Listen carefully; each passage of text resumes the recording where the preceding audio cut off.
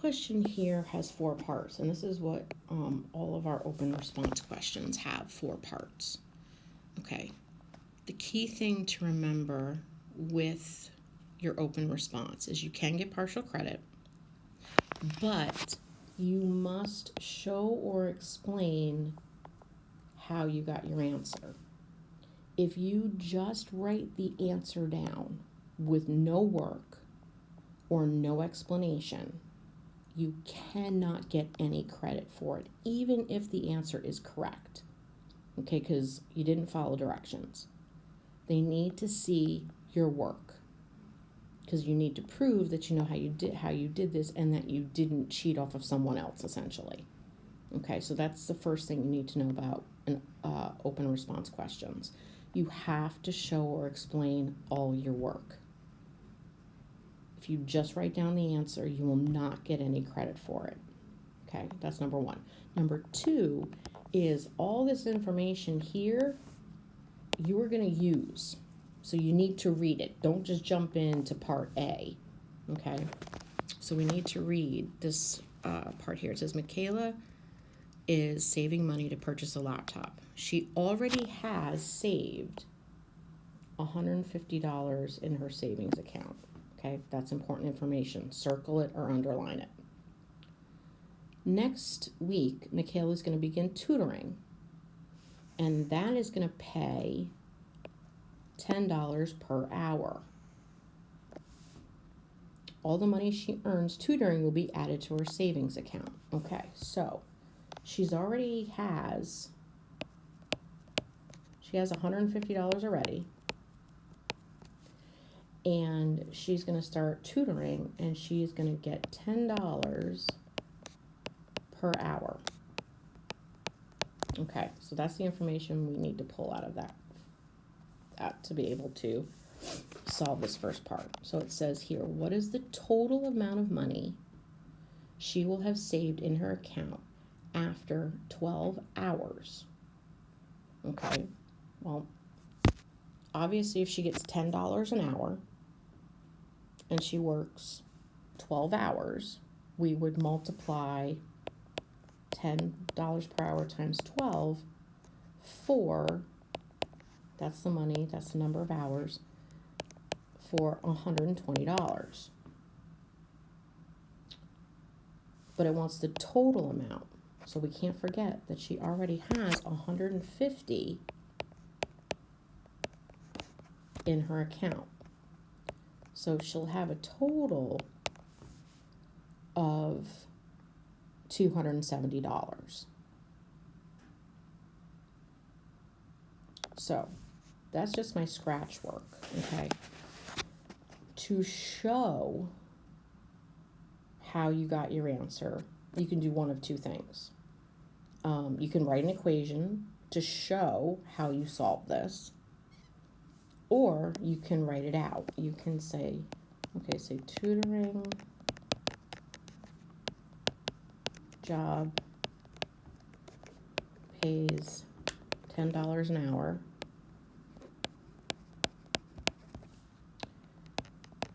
She worked 12 hours. So therefore, $10 times 12 hours is going to give us a total of $120. And then add $150 from savings. We get $150 plus $120 for a total of $270, okay? So you either need to write all of that out, and yes, I mean all of it. You can't skip anything here. If you want full credit for this question, you need to write all of this. Or, there is an or, you can write the equation, which I do believe if we look at part, I'm going to take the information we just did here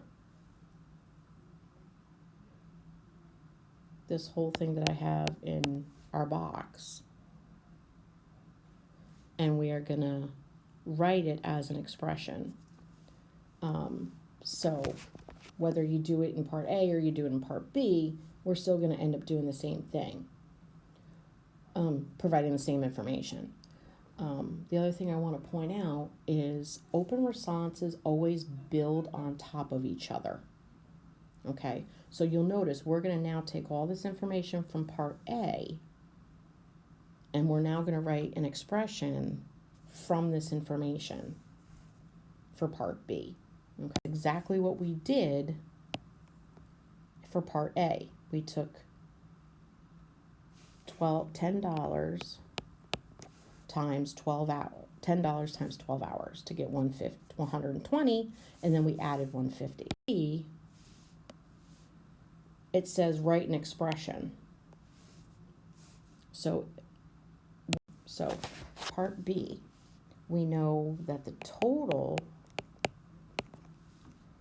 amount, to find the total number of money earned, okay, we did $10 per hour, and here, instead of multiplying by 12, they want us to show, we're going to use X for, we're going to replace X for the number of hours, so for 12, so we did this, okay, and then we added the $150 from her savings account.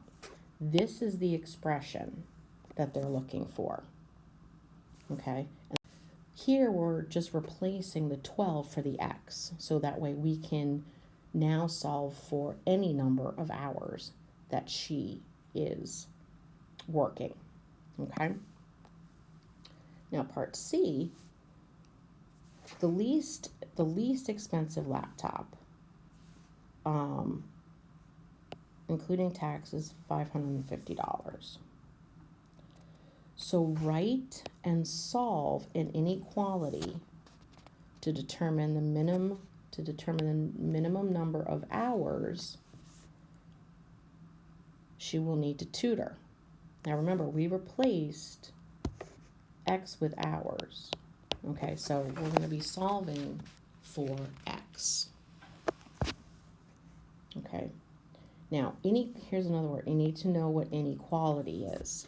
Now, inequality is greater than, less than, greater than or equal to, or less than or equal to. Okay? So when we're talking about inequalities, that's what they're talking about. So in this case, we're going to take the expression we just used in part B, still going to use it,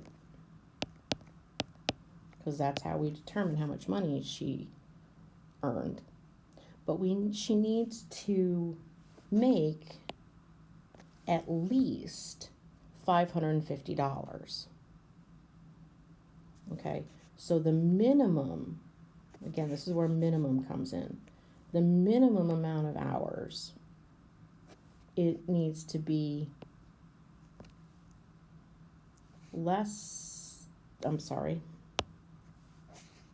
needs to be greater than 550, okay? Because if the number of hours, remember this determines the number of how much money she's making. And if this 10x plus 50 is less than the amount of money her computer costs, she can't buy it. So that's why we're going to use the greater than symbol, because the amount of money has to be greater than or equal to, we can say, that $550. That's the minimum. So from here, we're going to solve this equation. Just like this was an equal sign, I'm going to subtract 150 from both sides. And I will get 10x is greater than or equal to 400. Divide both sides by 10. So the number of hours she has to work has to be greater than or equal to 40. Okay, so that is part C. All right.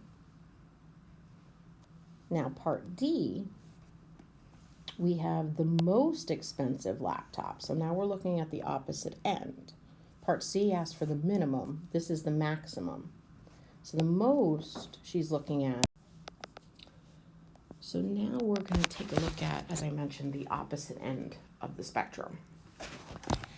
And again, everything in an open response builds on top of each other. So part C, we already figured out what the minimum is. We determined that we can find the minimum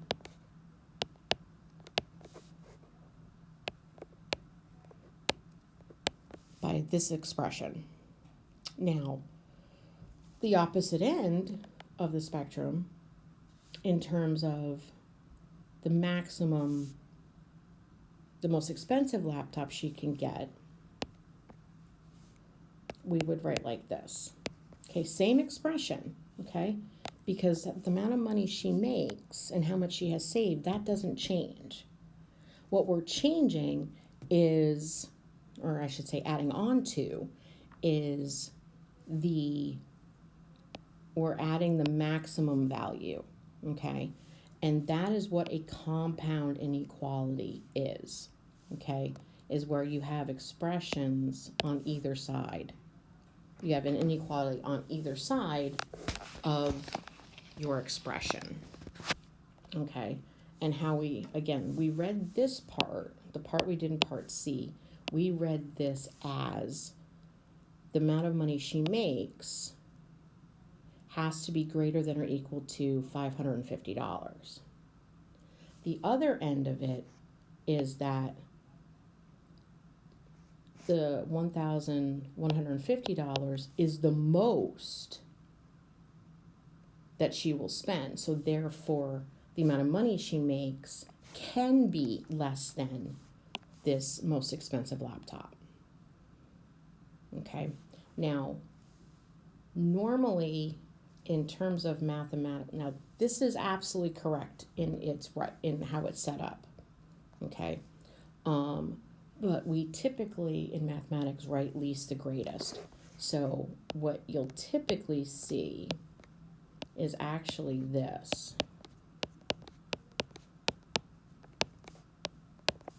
So all I did was flip things around. I moved the 550 and the 1150 and I flipped the signs around.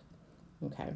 Now this part of the equation we've already solved. We already know what that is. We solved it in part C and it's 40. Okay, so no additional work needs to go there. Here, I just have to solve for my opposite end. So I'm going to subtract 150 from both sides. And you'll notice I have 10x is less than or equal to $1,000. So when I divide by 10, x is going to be less than or equal to 100. So that is your final answer.